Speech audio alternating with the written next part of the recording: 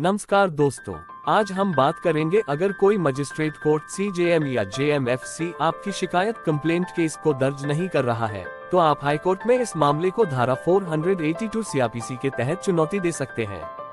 High court से अनुरोध किया जा सकता है कि वह मजिस्ट्रेट को आपकी शिकायत पर संज्ञान लेने का निर्देश दे। तो चलिए शुरू करते हैं। प्रक्रिया 1। पहला प्रयास, मजिस्ट्रेट कोर्ट में शिकायत कंप्लेंट केस दाखिल करें।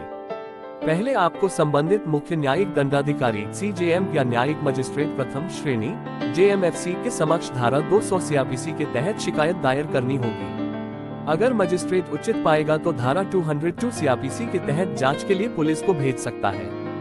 2। दूसरा प्रयास, धारा 156 सीआरपीसी के तहत मजिस्ट्रेट से पुलिस जांच का आदेश मांगे।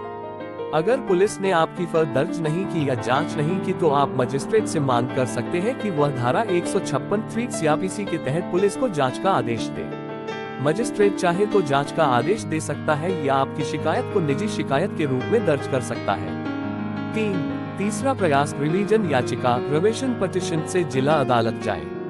अगर मजिस्ट्रेट ने शिकायत दर्ज करने से इनकार कर दिया है तो आप धारा 397 सीआरपीसी के तहत जिला एवं सत्र न्यायालय में रिवीजन याचिका दाखिल कर सकते हैं। जिला जज ये जांच करेगा कि मजिस्ट्रेट का आदेश सही था या नहीं। 4। चौथा प्रयास, हाई कोर्ट में धारा 482 सीआरपीसी के तहत याचिका दायर करें। अगर दोषपूर्ण आदेश या न्यायिक गलती हुई है तो आप हाई कोर्ट में धारा 482 सीआरपीसी के तहत याचिका दाखिल कर सकते हैं।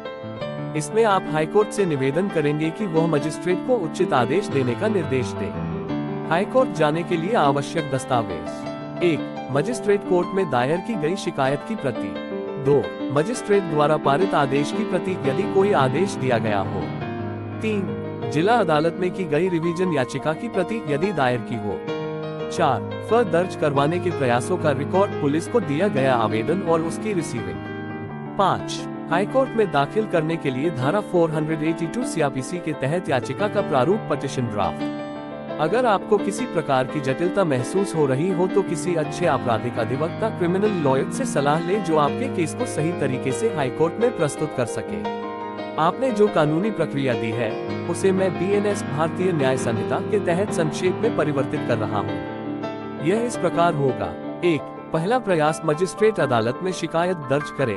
आपको संबंधित मुख्य न्यायिक दंडाधिकारी सीजेएम या न्यायिक मजिस्ट्रेट प्रथम श्रेणी जेएमएफसी के समक्ष शिकायत दाखिल करनी होगी। यदि मजिस्ट्रेट को शिकायत उचित लगती है तो वह पुलिस को जांच के आदेश दे सकता है धारा 202 बीएनएस के तहत।